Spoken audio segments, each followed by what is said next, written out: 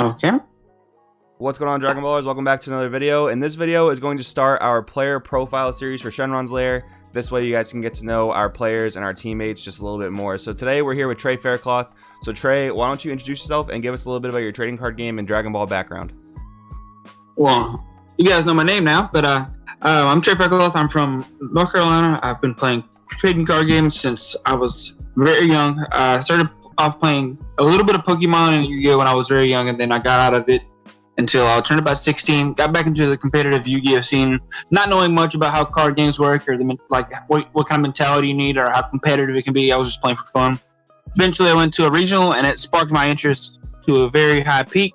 I worked very hard to get pretty decent at that game, and eventually got pretty well at the game. I ended up doing multiple top fours in Yu-Gi-Oh, and then this game come out, and it all became very, very clear that I love this game and that I wanted to be the best I can. And ever since I joined KTM for a little while there, and eventually joined Shenron's Lair, and I'm very happy to be here. And we're super happy to have you, man. So let's talk about some of your DBS accomplishments. I've top 32, top 16, and top 80, and top 4 multiple events, spanning from regionals to ARGs, and I haven't been to a Pro Play Tour yet, but that'll change soon, and our top 32 nationals with Geneva. Excellent, man. So far, what has been your favorite format of Dragon Ball Super? I really enjoyed the Soul Striker format right as soon as, during the Mecha, when Mecha first came out. It was very fun, and almost any deck could win in the tournament. It's very grindy, but the matches were very long, so it was skillful but very tiring at the same time. Yeah, those Soul Striker mirror matches are pretty crazy. A lot of people think that Mecha Frieza was the best deck even in that format, just people didn't discover it yet. Did you mess around with Mecha Frieza in set 2 or not until set 3 came out? I messed around with Mecha Frieza when it first came out. I thought the deck was very good, but it's just, if you don't draw the right pieces, you just end up getting out-grinded by Soul Striker, or Vegeta will just end up killing you. Gotcha. So far, what has been your least favorite format? I've liked most of the formats, but this one that we just had recently with Super Shenron, I never got the chance to really play it in a big skill tournament other than 3v3. So I didn't really get the full grasp of the format at the tournament, but I'm pretty sure I would not have enjoyed Super Shenron Mirrors. So that was probably the worst one. Was there any other deck you would have played in that format, or you would have just straight up played Super Shenron? I don't think, as from a competitive standpoint, it was correct to play any other deck than that if you actually wanted to win the event. But I'm not a big fan of just auto losing because you draw a little worse than your opponent, and or losing that dice roll, because that's so important for that matchup. But yeah, it's probably this reason. I probably still would have played Janemba or the Gogeta Blue leader. But yeah. Gotcha. So far in the Dragon Ball Super card game, what's been your favorite deck of all time? This is really hard for me because there's so many decks that I got attached to that I really, really loved. But I do believe you guys are gonna hate me for this one, but since I love Soul Striker, but the Hirudegan leader is my favorite leader, to actually build crazy deck with, because it's so versatile, and the discard, the draw 2 is so consistent. So I do believe my deck I played at Gen Con, which was Red Blue Hirudegan featuring No Chain Zeno, was probably my favorite deck to play. People were always expecting Zeno and Chain Attack, but I played 0 of those cards in the main deck, and I ended up top 8ing that event without those cards in the main. Awesome, man. And that brings up another interesting question. What do you think about the future of awaken draw 2 leaders? They're really, really phased out of the game right now. Do you think there's ever a potential for those types of leaders to come back, like Soul Striker or other draw 2 leaders? The draw 2 leaders have the inherent weakness that they cannot defend, and most of them do not draw on the front side, and I'm pretty sure all of them don't draw on the front side, and that's really their main weakness. Unless there's a way to hyper awaken, where you start off turn 1 awakened or turn 2 awakened, is probably very unlikely for those leaders to actually be very viable. Makes sense. So next question, what is the deck you hate facing the most, or ever have hated facing the most?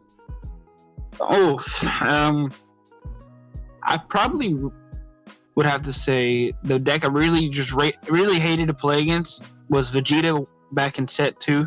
I really just despised the way that deck played and how like it was just not like very interactive. It just create you from 8 to 0. It's pretty. It's pretty depressing just to watch every bit of the life you would draw and just go to the draw barrier. Yeah, it was pretty tough playing Soul Striker in that format. It's like against that deck sometimes. I totally feel what you're saying. Next question: What's been your favorite event thus far that you've gone to? Oof, the celebration event hands down was amazing. I really loved it. We won the 3v3 and Jim had us become the Battle of Gods on Sunday. It just couldn't get any better than that. The prize support was insane. We all got 11 boxes each. It was free entry. We got free stuff for entering. It was probably the craziest event I've ever been to, and it was very fun to be able to interact with my teammates in an event for the first time. Like we had Joey on my right. Joey on my right, and then Jamal on my left most of the time, and I was always there for him. You know, I wanted to be in the middle, even though the first player is supposed to be your one you're supposed to rely on. But I wanted to make sure that I could see what all my teammates were doing. It was just very fun. It was Jose on your right? Yeah, Jose on my right. Yeah. Gotcha. All right. And then next question: if you can go back to any event, which event would it be, and why would you go back? I'd probably go back and explain to myself that Mecha Veggies was not the move for me at San. I traveled all the way to a regional in California for the first time. I'd never been to California, and I ended up last second changing from the deck that I had been playing the entire format. I'd been playing the Mecha Apes, but I switched to Veggies, thinking I wanted to play something a little different. I did well for the first 5 rounds, but 5-0 and then losing 3 straight.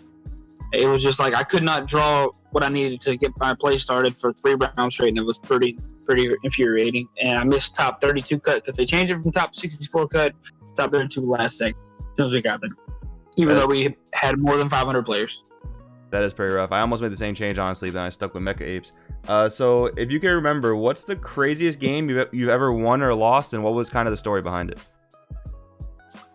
Okay, so every time, this is probably more of a player interaction with me and Marcel. Me and Marcel played a few times now, and it has always came down to one draw, like one card off the top of my deck, deciding the fate of that game. And it's pretty insane. Every game, it's not even, he 2-0'd me twice by me drawing a negate off of me comboing out. And it's twice, 2 games in a row, the first time we faced, and the very first regional I ever attended in Orlando. Then we played in top 8 of Richmond later on that year. Same exact thing. He literally decided, like me drawing off a super combo, drawing into a card that I could not combo with, decided the game in both those matches, 2 games at a time. It was pretty depressing. Dang, that's a crazy coincidence. It's like I could shuffle my deck and draw any other card, and I would have won each of those games. Yeah, sometimes it comes down to it. That's part of the card game, RNG. Next question: What is the who are the DBS players you admire the most? Well, I'll be honest. Jose is probably the one I admire the most. He never gives up, and then obviously these are my teammates from 3v3. That's why I love these guys. And Jamal, they're very resilient players. It seems like they're gonna give up for a second. The next thing you know, they're just doing what they can do to win, and it is just very admiring to watch whenever someone's in the toughest position somehow pull out the win. I completely agree, man. Our teammates are the best people, the best players on the earth, man. They're awesome. So last question: what are your hopes for the future of the Dragon Ball Supercard game? I do believe this game should be top 3, but I think Bandai needs to start picking up the pace of their interaction with us, because ARG was doing such a good job at it, and then ARG is more focused on Argent Saga now. And so our regionals, we need the information about those quicker. We need to make sure that we're staying on par with other games like Yu-Gi-Oh! And Pokemon, where they have constant good events for the game going on. And then they focus on what we really want as players, and then they'll be the best game in the world. Awesome. So sorry, I know I said last question, but that actually sparked 2 more questions in my mind. So you said this game could be big in the top 3. Which of the top 3 do you think this game will kick out? Pokemon, Yu-Gi-Oh, or Magic? Well, at this current moment, I think it's impossible for us to knock out Magic and Yu-Gi-Oh. Those games have a great following, and Yu-Gi-Oh Yu-Gi-Oh is growing at such a rate right now where it's the regionals are getting to the point where there's 700 people, 800 people, and there's so many regionals. It's just insane. And in California, there's over 1,000 player regionals. It's probably impossible for us to catch that at this point. Where the 20-year fan base, but Magic Land is very similar. It has over 30 years of, I think it's 30 years of cards, and it's just almost impossible to chase that prize support with all that money. But on the other hand, Pokemon does have great prize support, but the game is very it's not very interactive, so I can see us passing Pokemon. The game is very, very solitaire-ish. Gotcha. And final question. What deck or decks are you working on right now? Just a quick hint to the players. Now that Super Shenron's gone, what are you looking forward to in this new open format? So I really do think that the Gogeta Blue Leader is very powerful, and the ramp aspect of it is very, very powerful, and it has matchups, like great matchups across the board. The only deck that was really kicking it out of format was Super Shenron. And then you have, obviously, I love Janemba, so I'm going to go back to my roots. Awesome, man. All right, one more final question, I swear, I promise. Blue-yellow Janemba or mono-blue Janemba? I do not believe that the yellow cards that we currently have with the dual color cards it's not enough. Maybe in the side deck we would end up siding a few of those cards, but I'm not sure if those cards are actually worth it. When I really had to dig deep and think what matchups would these be really worth it in, and most of the time it'd just be a side deck card. Those new yellow cards from the World Martial Arts Tournament expansion, those are pretty good. So we may be able to take some of those in the sideboard, like for How to Mastery and some for Bully Secret Rare. But those are very niche cards, so you probably just need to side them and just go for a straightforward win strategy. All right, Trey, thank you so much for the interview. Really appreciate it, man. Any final shout outs you want to give? Shout out to my team, obviously, Shenron's Lair, and the website, shenronslair.com. Also, if you guys haven't been watching my videos, I understand lately I haven't been able to post much, and the content has been very low. But if you guys please check out my channel, I do have some older deck profiles and things like that, and some content discussing formats and stuff like that. So if you guys want to check that out, please do. Pretty sure Joe will be able to link it in the description.